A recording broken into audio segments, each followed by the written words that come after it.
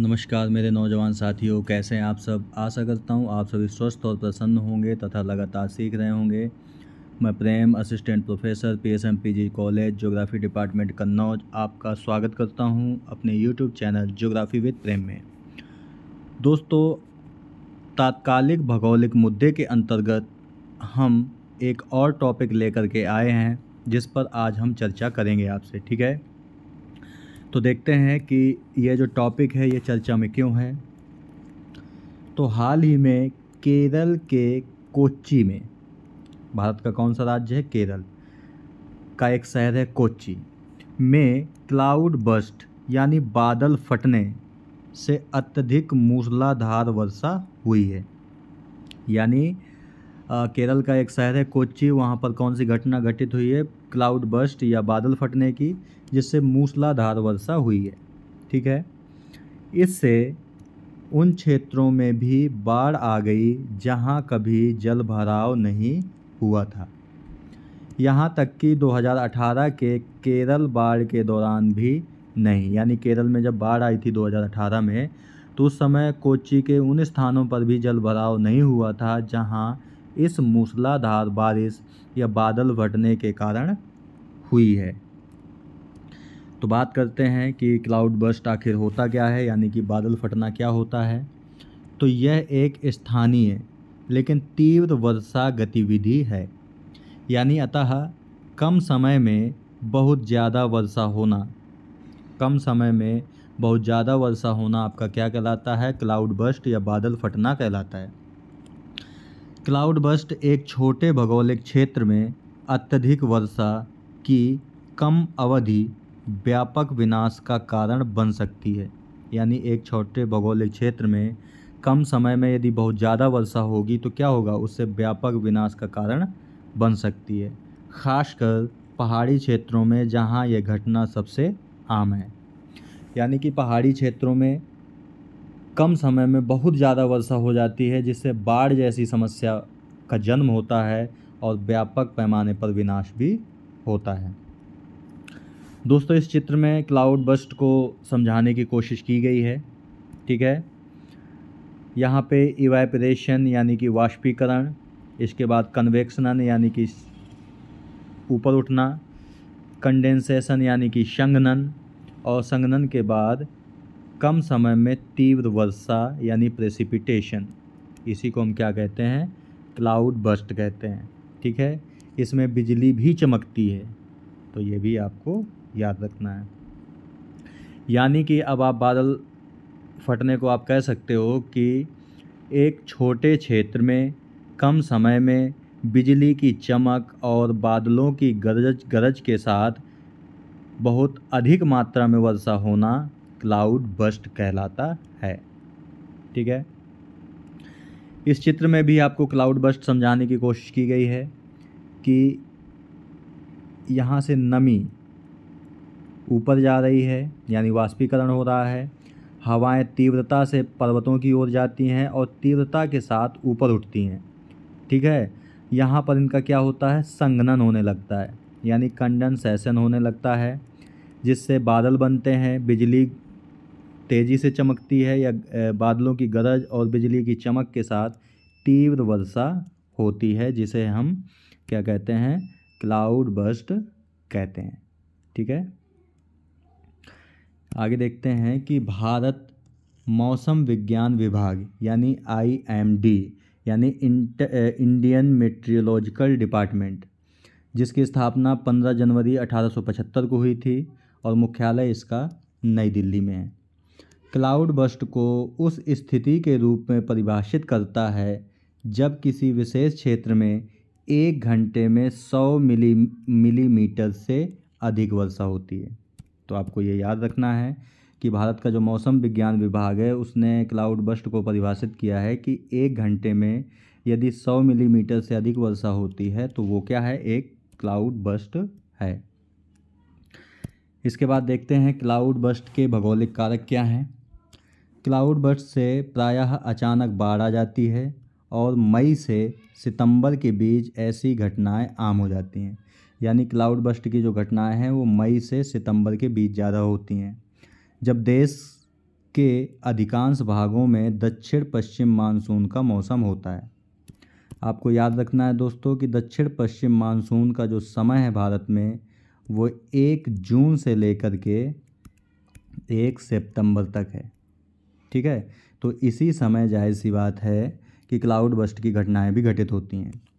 इनमें से अधिकांश घटनाएं हिमालयी राज्यों में होती हैं, जहां स्थानीय स्थलाकृति, पवन प्रणालियां और निचले तथा ऊपरी वायुमंडल के बीच तापमान प्रवणता ऐसी घटनाओं के घटित होने के में सहायक है। यानी कि हिमालय क्षेत्र में क्यों ज़्यादा घटित होती हैं? यहाँ की स्थानीय स्थलाकृतियाँ, पवन प्रणालियाँ, निचले और ऊपरी वायुमंडल के बीच तापमान प्रवणता इसके लिए जिम्मेदार है। इतनी कम अवधि में इतनी अधिक वर्षा के लिए जिम्मेदार घटना ओरोग्राफिक लिफ्ट है। ओरोग्राफिक लिफ्ट का मतलब है दोस्तों पर्वतीय भागों में जो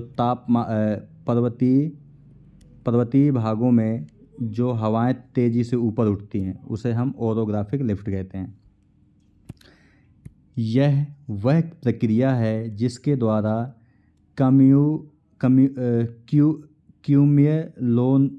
क्यूमुलोनिम्बस बादल जो पहले से ही वर्षा के लिए तैयार हैं उन्हें गर्म वायु की धाराओं द्वारा ऊपर धकेल दिया जाता है। इस प्रकार के बादल को दोस्तों हम कहते हैं कपासी वर्षा मेघ।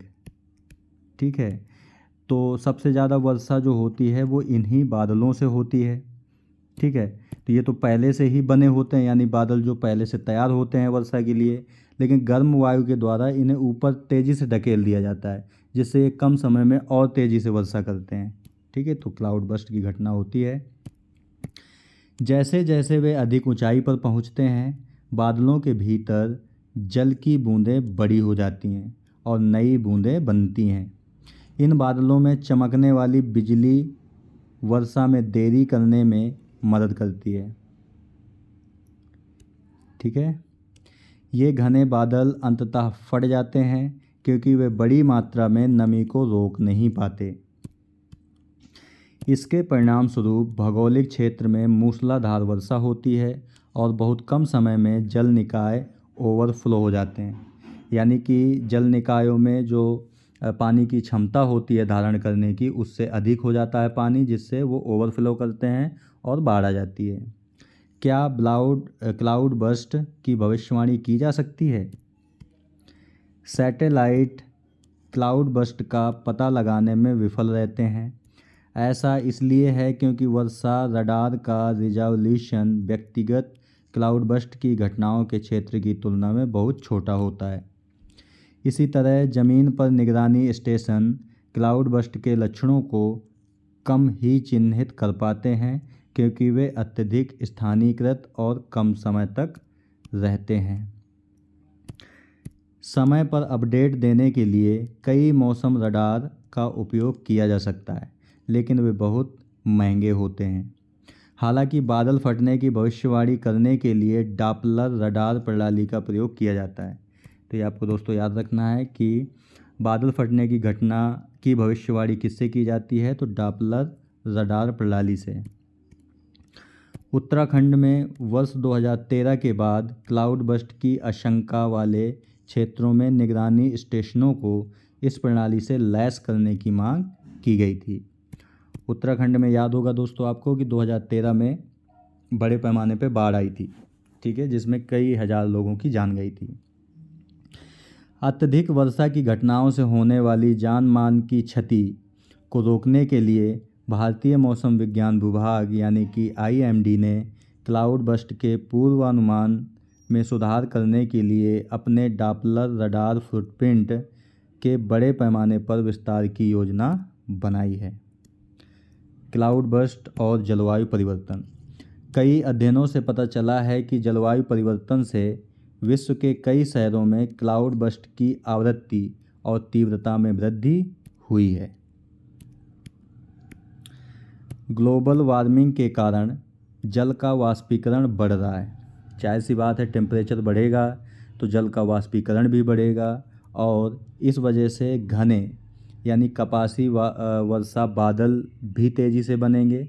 यानी तापमान बढ़ा, वाष्पीकरण बढ़ा तो कपासी वर्षा बादल भी तेज़ी से बनेंगे, जिसके परिणामस्वरूप तीव्र वर्षा होगी। यह देखा गया है कि हिमालयी क्षेत्र में क्लाउड बर्स्ट की घटनाएं अधिक हो रही हैं, क्योंकि हिमालयी क्षेत्र में दशकीय तापमान वृद्धि वैश्विक तापमान वृद्धि दर से अधिक है। यानी हिमालय क्षेत्र में क्लाउड बर्स्ट की घटनाएं क्यों तेज़ी से बढ़ रही हैं? क्योंकि जो दशकीय तापमान वृद्धि दर है वह वैश्विक तापमान वृद्धि दर से भी अधिक है। ठीक है दोस्तों, इस चित्र में भारत के कुछ क्षेत्रों को दिखाया गया है जहां पर क्लाउड बर्स्ट की घटनाएं तेज़ी से घटित होती हैं।